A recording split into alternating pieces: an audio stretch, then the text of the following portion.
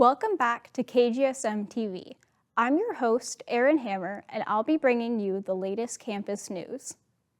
MoWest is reminding students to keep themselves out of a pickle by hosting Pickle Week. Each day featured a different pickle-themed event, with the final event being a pickleball tournament. Kylie Leach tells us more.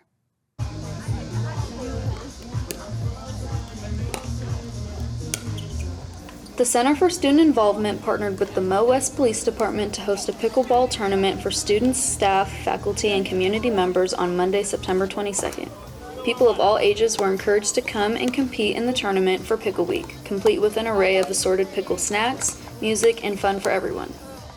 Generations can play. Mothers can play with kids, grandparents can even play. So it's really a bonding thing and builds a lot of camaraderie and a lot of fun. We're planning one for possibly in November and then in the spring too. We'd like to get a league going, and that's one of our goals also. We had an event a couple years ago that was called Pickleball, and ever since then we've been wanting to do it again. So it's great to see all the students out and everybody's having a lot of fun. Pickleball has since become a popular event at MoWest, and the competition was stiff between competitors.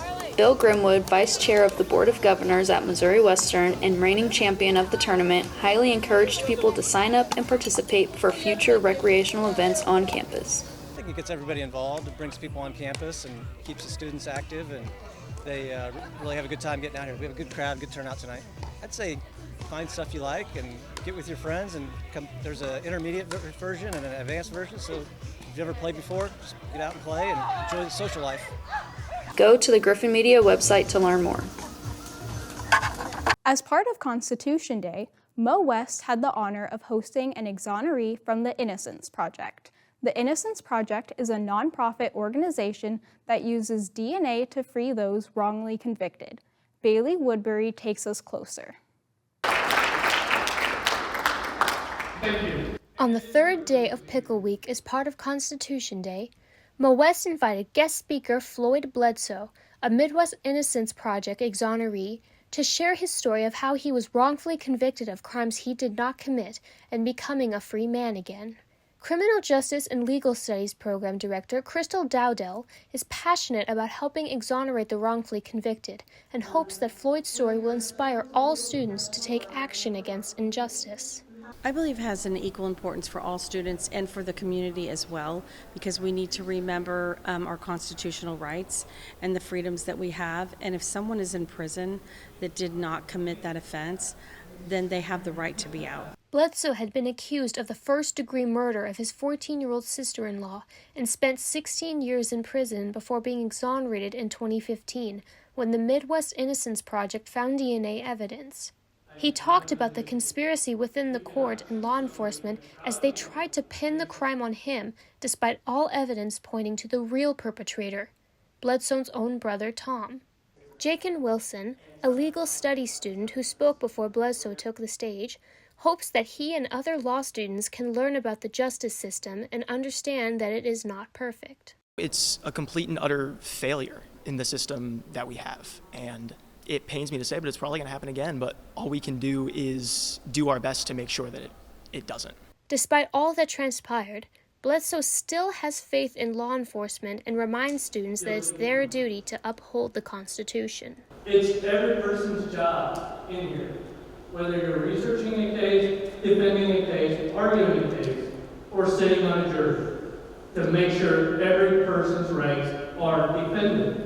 With Griffin Media, this is Bailey Woodbury. In 1975, the MoWest football team made school history by being the first team to secure a winning season, make a postseason appearance, and secure a postseason win.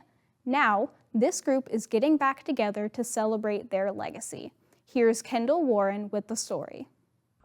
On September 20th, Missouri Western celebrated a historic moment in Griffin football history with Turn Back the Clock night at Spratt Stadium. This evening paid tribute to the 1975 Griffin football team, the first in school history to secure a winning season, earn a postseason appearance, and claim a postseason victory. Dozens of former players from that team returned to campus, reconnecting with old teammates, coaches, and the current Griffin team. At halftime, the 1975 Griffins took the field to be honored for their groundbreaking achievements. A video recap of their unforgettable season was also shown, reminding everyone why that team holds a place in Missouri Western history. The night served as a reminder of the lasting impact the 1975 Griffins have had on Missouri Western's football program. The 1975 team leaves a legacy that continues to inspire the Griffins of today. This is Kendall Warren, Griffin Media. The athletic band at MoWest has begun marching to the beat of their own drum. With fresh leadership, increased student involvement, and a sharper focus, the band is ready to march into the new season. Sarah Swallow has more. Missouri Western is marching to a whole new beat this season. The athletic bands, under new director Adrian Lilry, are shifting focus from traditional marching routines to creating a game day atmosphere that pumps up the entire stadium. With students from all over, plus community members joining in, the band brings together fresh faces and returning players to build one unified sound on the field. I think the community aspect, I'm not real familiar with how other schools do bands, but I thought it was real neat when I found out we had community members. I'll be graduating soon, so I hope to stay with the band.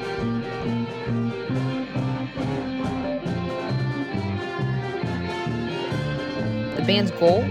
To make sure the band isn't just background noise, but rather the heartbeat of every Griffin game. From the use of the fight song to pep sequences, rehearsals are raising the bar on energy, precision, and school spirit. As the season kicks off, fans are expected to have a louder, prouder, and more electric game day experience, all thanks to the Golden Griffin athletic bands. For these stories and more, visit www.griffinnews.com or download our free app available on Android and iOS. And that's the way it is. I'm Erin Hammer, and you're watching KGSM-TV.